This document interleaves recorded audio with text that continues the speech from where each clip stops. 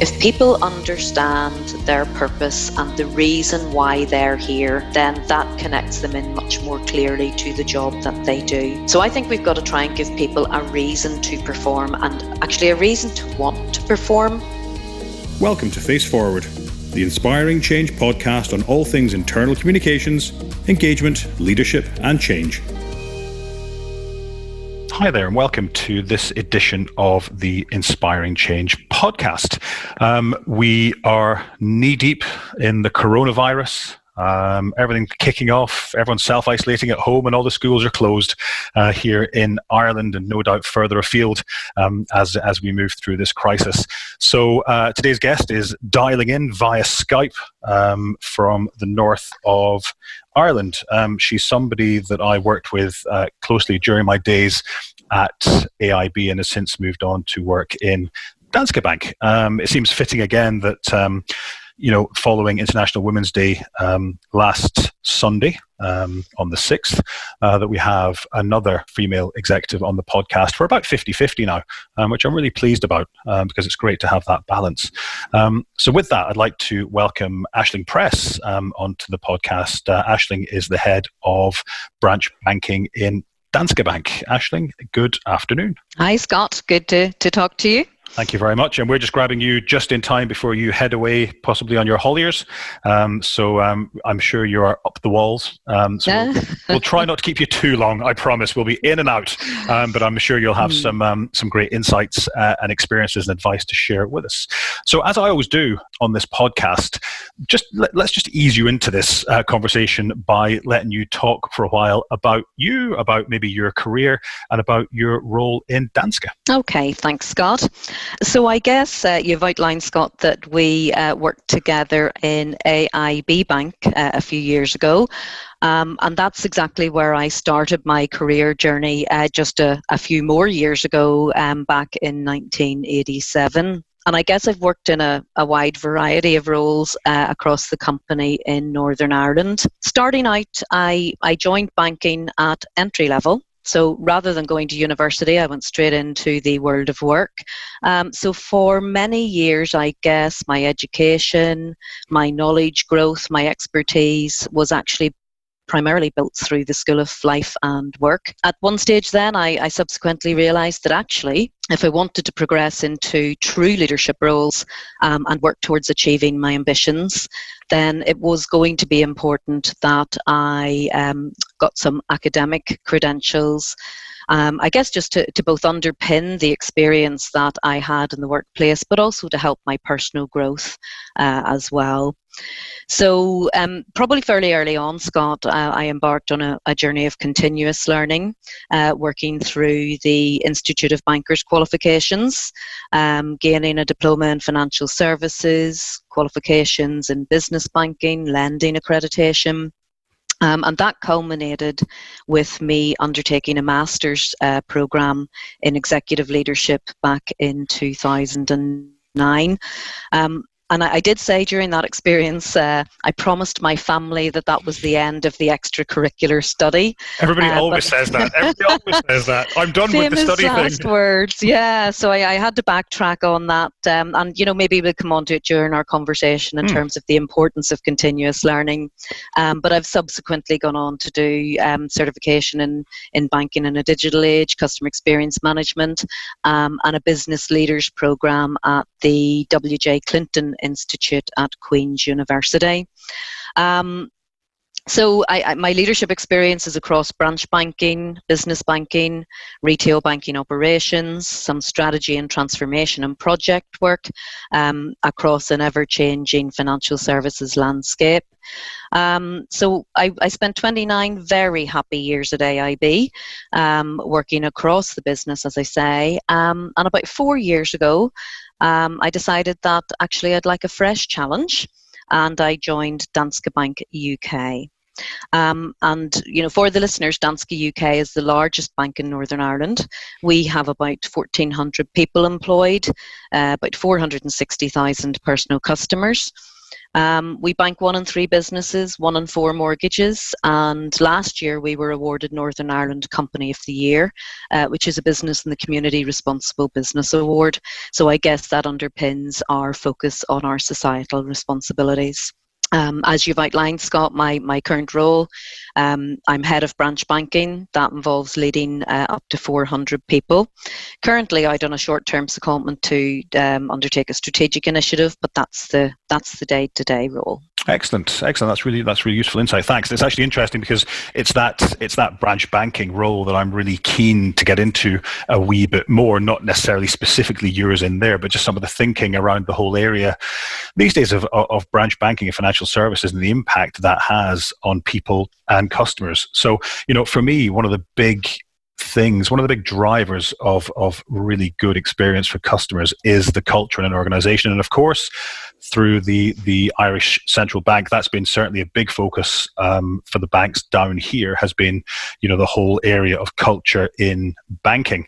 For any listeners who want to have a look, and it doesn't include Danske, I don't think, you can maybe correct me here, Aisling, but the Irish Banking Culture Board down here in the Republic published their report last year just about culture in banking and maybe what organizations had to do differently in order to get away from some of the things that had perhaps happened during the banking crisis. So that's worth a look, the Irish Banking Culture Board.ie, if anybody wants to have a look at that. But I don't think that includes Danske, right? No, I don't believe it would. We don't have a retail bank in the Republic. Perfect. So from your perspective then, I'm interested, they're talking a lot about culture. I think most central banks are probably talking about culture now, but from your perspective, what do you think a great culture looks and feels like? That's a pretty dangerous question actually to ask me, Scott. Did I ever tell you I wrote a 20,000 word dissertation on culture in retail banking for that master's programme? If you had of, I wouldn't have included that question in the list, Aisling.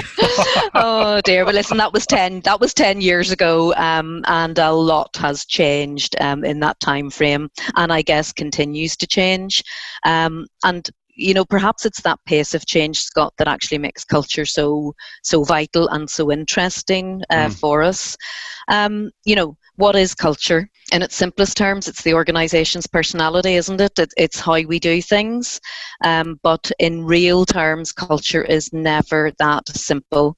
I worked for AIB in the north with a parent company in the south. Danske has a parent company in Denmark.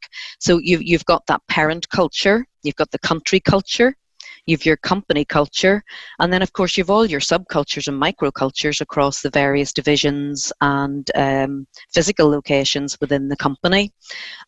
So navigating a great culture through all of that, for me, needs to be done purposefully and with intent and with skill.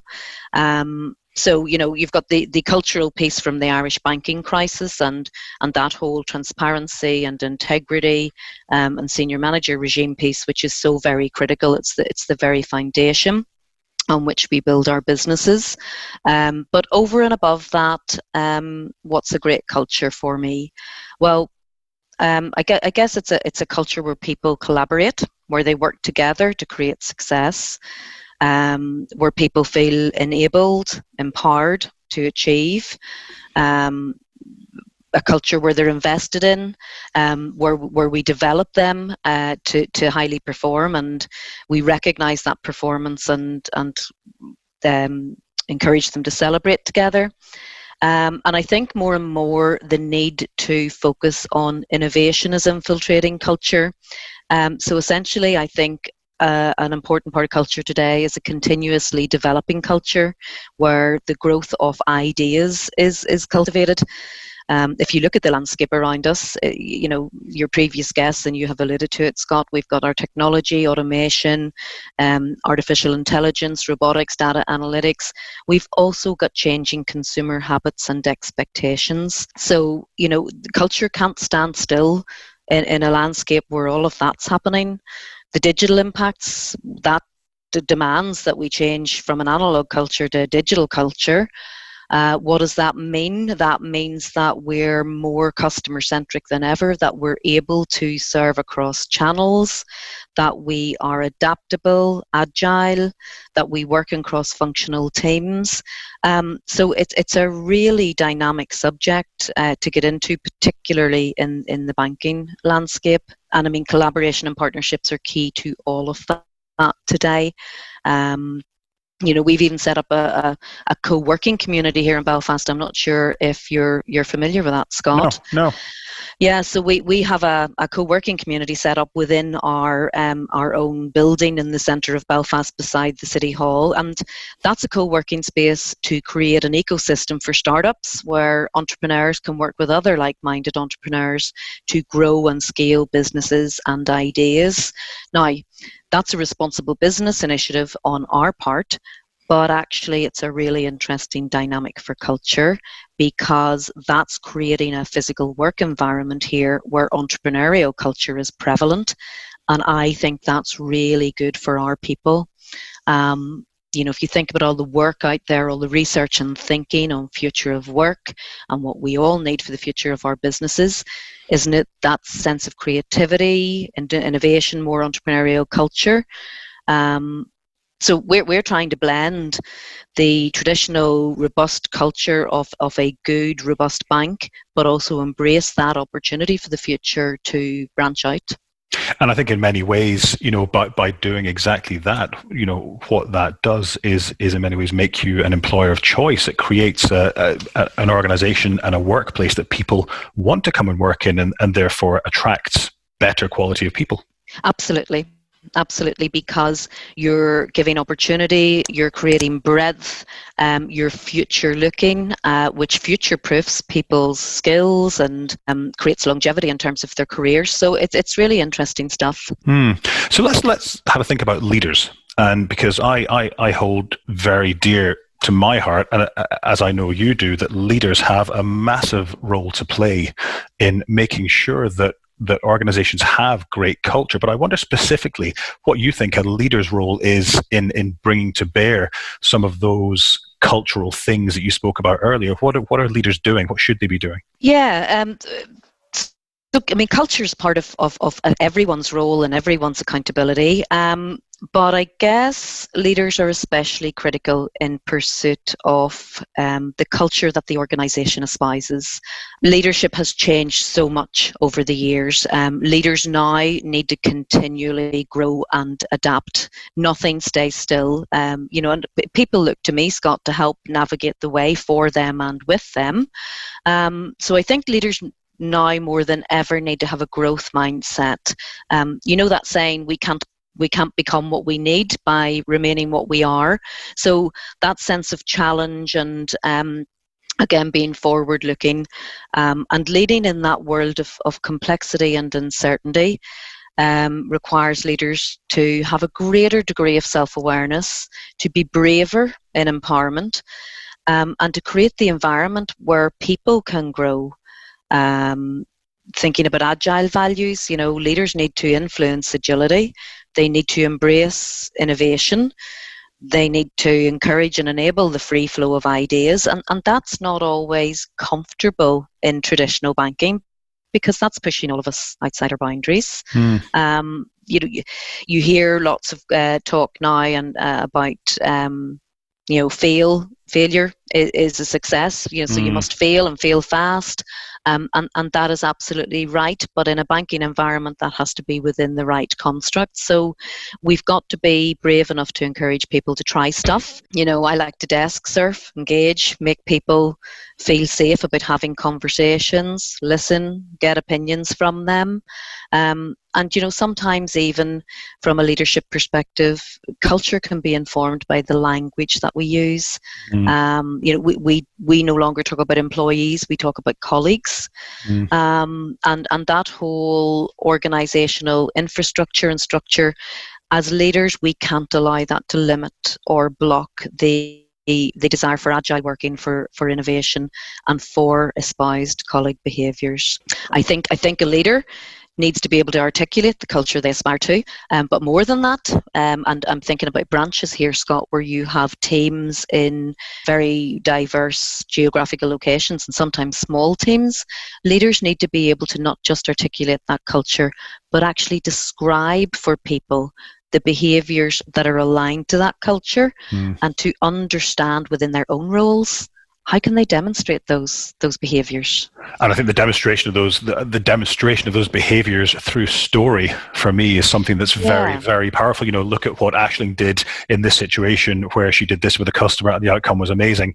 That's a great way of showing our customer first value, or our working together value. And it's only when leaders, I think, start to use stories that they can do that really effectively.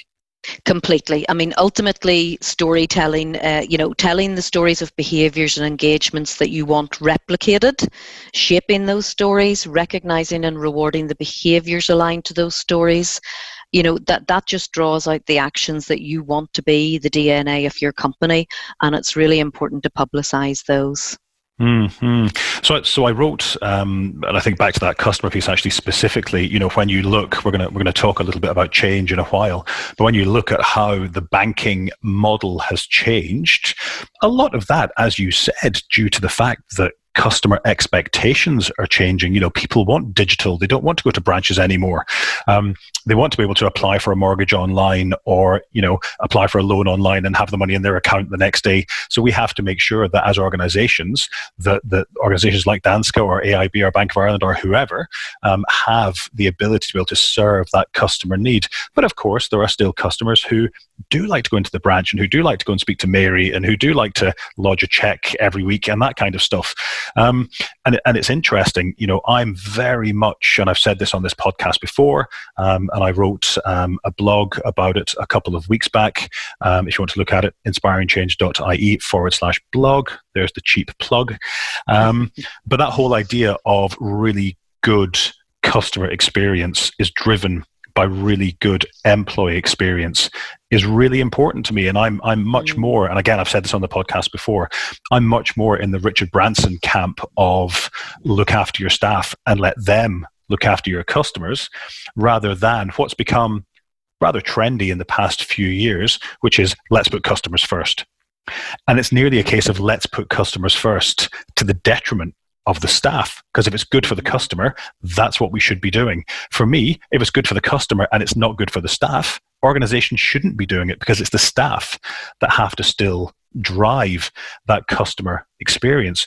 So I wonder, when you look again back to leaders, because that's what I like these podcasts to be about, what do you think leaders should be doing to be able to drive that really good employee experience so that translates into an amazing experience for customers? Yeah, I'm going to start that, Scott, with sharing our customer or our company vision with you. So we have a company vision that we describe as: we want to be the best bank in Northern Ireland by making more possible for colleagues, customers, partners, and society. And I'm sharing that, I guess, to demonstrate that I totally agree with you. And we have seen that as an organisation and as a business. So we're making more possible for customers, but actually colleagues are equally important. And that's from the genesis that, whatever field your business is in or your company is in, every company needs their people to be the advocates for that business, because colleagues won't encourage customer business, and you won't attract new talent to the organisation if you don't have a clear colleague proposition and if you don't have a goal for employee experience. So I think to create that advocacy, you certainly need strong employee engagement and experience. How do you do that in practical terms?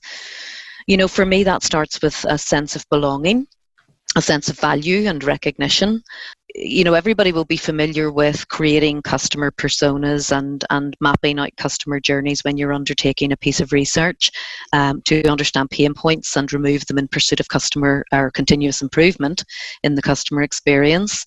Why not do that for colleague experience as well? So, I'm a fan of having colleague personas and mapping colleague journeys, understanding their pain points and the roles that they do, and trying to remove those in pursuit pursuit of improving employee experience and engaging colleagues on that journey with us. As leaders, being conscious of the pace of change and the impact on people of their changing roles, and acknowledging that some of our work will be replaced by automation. But robots can't ever replicate the emotive experiences. Only people can do that. So investing in people, giving them the skills to move beyond routine transactions, investing them in the future, and overall showing you care about their future, for me that's pretty powerful in the employee experience piece. I think a lot of companies talk about it. I think the secret is it needs to be real and it needs to be action oriented. And I think that whole idea, I think you've hit something on the head there with the realness. Organizations can say one thing but do another, and I think where organizations spend so much time coming up with a perfect purpose and great values, and then they put them up on the intranet and they celebrate them, and there's balloons on everyone's desks, a nice mouse mat and something on the wall. But when they don't actually, they might espouse them, but when they don't practice them, there becomes that gap between what we say and what we do. And that's not good for morale. It's not good for engagement. It's not actually good for a really good customer experience. No, the behaviours and actions need to align, and it is really about understanding our people, investing in our people, creating opportunity for our people, developing our people, and something so simple like recognition, saying thank you, publicly praising. Those are so simple, but so ultimately important to people. And I think sometimes we underestimate the power of the more simple actions.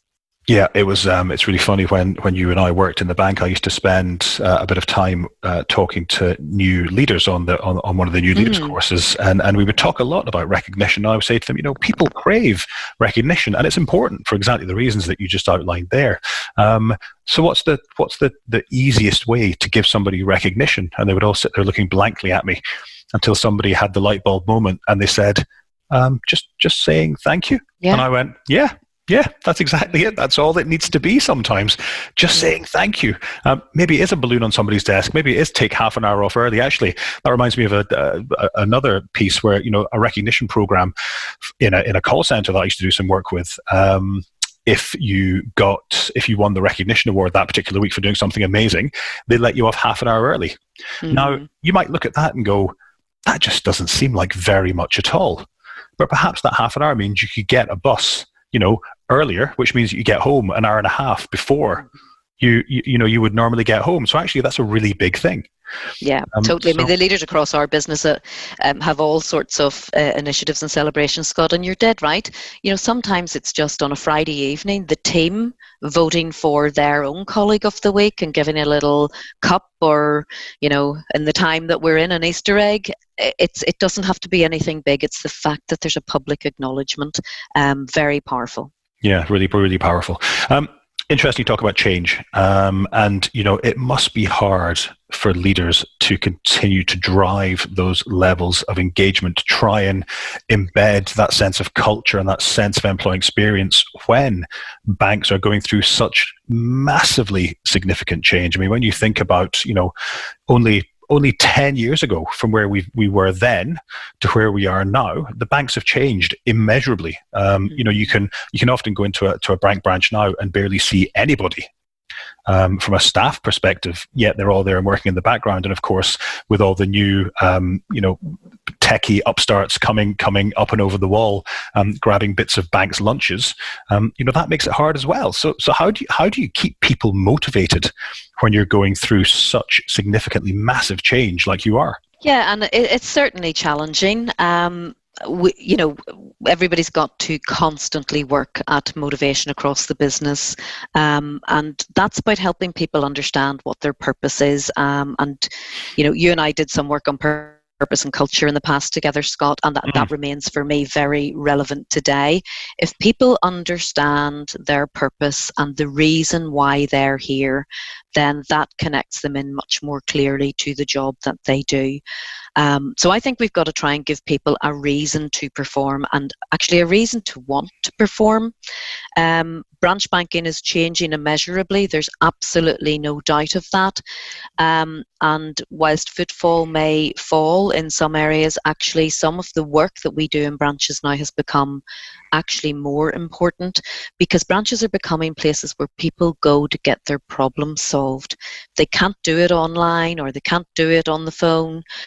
They present in branches where they want someone to really help them solve complex problems, and that's really important. And of course we have vulnerable customers who have a preference to meet and speak to somebody face to face. So I guess it's about connecting people into the why. Start with the why. If you can't paint the vision, you can't bring people with you. So taking time to really articulate the organisation vision and strategy, yes, of course, but more importantly than that, what's the purpose of our team? What is it we do around here, and what is my role within that? How do I contribute to the team? And actually, if I wasn't here, why would that be important? So I think that that's really key, helping guys understand their purpose and showing them the value of what they do, and keeping them motivated that way. There are other conversations you have to have in terms of showing people what the future looks like. And maybe that's a future which is delivered through motivation, engagement, hard work and success. And sometimes you've got to show them the alternative future. What happens if we don't do this, or don't get it right, or we aren't successful? And I say that against a context of never seeking to create fear. So why are we doing what we're doing? How do we want people to do that? It's equally important as what we want them to do. Create that environment where communication is so open, so straightforward, and actually, good, robust conversations are just a day-to-day part of how we work. And again, back to that sense of recognition, ensuring that everybody gets recognised for their contribution and a job well done. And I think you touched off something there. For me, from a leadership perspective, is the ability for those leaders to have those conversations around purpose in the context and translated for each of their teams. When you look at, you've got 400 people working in branch banking, you can provide a message to those 400 people, but it needs to be reasonably generic and it needs to be reasonably vague, obviously at that level, because you're not talking directly to each one of those 400 people, whereas the branch managers or the team leaders within each of the branches that you run and that your team runs, they can have a conversation which is much more, for us, the purpose means X. For us, the vision means Y. The bit that we can do, and you specifically can do, John or Jim or Sally, is going to help us deliver our strategy here. And that's a really powerful thing to be able to do for a leader. Yeah, and yeah, you're absolutely right, Scott. And we've got to empower and entrust all of our leaders across different teams to be able to do that in their own style and way. And beyond that, creating opportunities for people that maybe aren't as connected into the engine room, who are maybe more geographically spread, but creating opportunities for those guys to get involved in stuff. And it might be the responsible business agenda, or supporting the charity partner with initiatives, or giving insights into vulnerable customer work, or diversity boards, or any sort of change initiatives or product and process design that impacts the customer, because those guys are the guys that are dealing with the customer day and daily, and they can be ambassadors for the customers. And in connecting them into that kind of change work and that ongoing work, actually, you can create ambassadors across teams that help connect the rest of the people into what the organization's doing. So I think it's important to remember that piece as well. Yeah, really, really powerful. Very, very powerful. Let me ask you who some of your leadership role models are. Who are the types of people that you look up to, or have really brought you on in your career and your thinking? Yeah, so there are, I could give you probably a list of all the famous people that inspire me.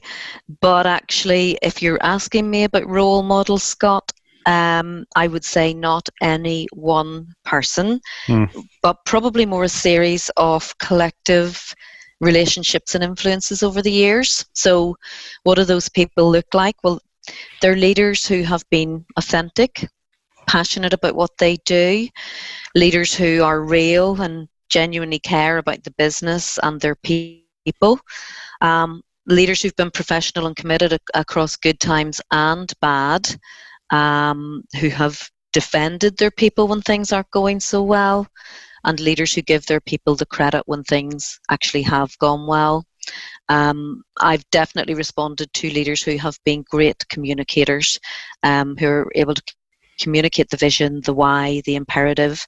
Those guys that both command respect from their people and who give respect to their people. I have to say, I also think I've equally learned from some of the worst leaders I've worked with, if I'm allowed to say that. Of course, yeah.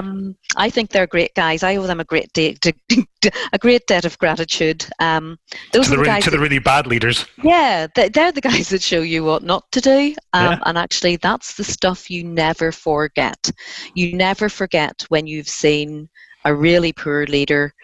You never forget how they've made you or their team feel. And I think that's when you make a commitment that you'll be a good and an authentic leader to the best of your ability, but you'll never set out to make people feel that way. So we do owe those guys an equal debt of gratitude as well. I couldn't agree more. And I think that it's, I'll just clarify that when you use the term guys, it's guys and girls, obviously. Oh, sorry, in the most generic sense. That's okay. In the most generic, non-binary, non-gender sense, yes. Yep, totally. So I think, I think, and the same carries true of feedback. You know, people often will say, you know, the more useful feedback is not the, my goodness me, look at what a great job you did here, Aisling. The more useful feedback is, here's how you could perhaps have done it a little better. Oh, completely. How I would have perhaps done it a little differently. And that's the same with leaders, looking at the bad ones and thinking, oh my God, I must never do that, because we know how that makes us feel. Completely. Yeah, it's powerful stuff. Last question, and this is one I ask for everybody, and I keep saying, and I think this is perhaps, I think this might be episode 36, and I keep saying I'm going to do just an episode of these pieces, these gems of advice, because the last question is always, what advice would you give to your 20-year-old self around leadership based on what you know now that maybe you didn't know then? Ooh, the world has changed a lot since I was 20. Scott. Not that much. It wasn't that long ago. And actually, it's changed especially for women in leadership in that time. It's a very, very different environment now than the environment that I worked in when I was 20. What would I say to my 20-year-old self? I would say, get to know yourself. Get to really understand your strengths and your weaknesses, know what you're good at and what you're not good at, and know who to connect out to help you with what you're not good at. I'd say believe in yourself, get over the fear, be courageous, get comfortable with the knowledge that it's okay to be uncomfortable, shed the voices and the imposters, don't worry so much. Yeah, trust yourself, be yourself, and do it with skill. Brilliant. I think that's what I'd say. Trust yourself, be yourself, and do it with skill. What a great way to finish. Aisling, bizarrely, that has been actually over half an hour, nearly 35 minutes of a chat. And it's amazing they always fly. They absolutely fly. So listen, it's just one last thing for me to say. Thank you so much for coming on the podcast today. I really appreciate the time. It's been wonderful talking to you. And I think there's been some really good insights there that will be very useful for listeners and very applicable, not just within a banking context, but within a broader business context too. So thank you very much. You've been a star. Oh, thanks, Scott. Great to talk to you. All right. You take care. Good luck. Thanks. Thanks now. Bye-bye. Thanks for listening. For more on inspiring change, to read our blog, and to listen to other podcasts, please visit inspiringchange.ie.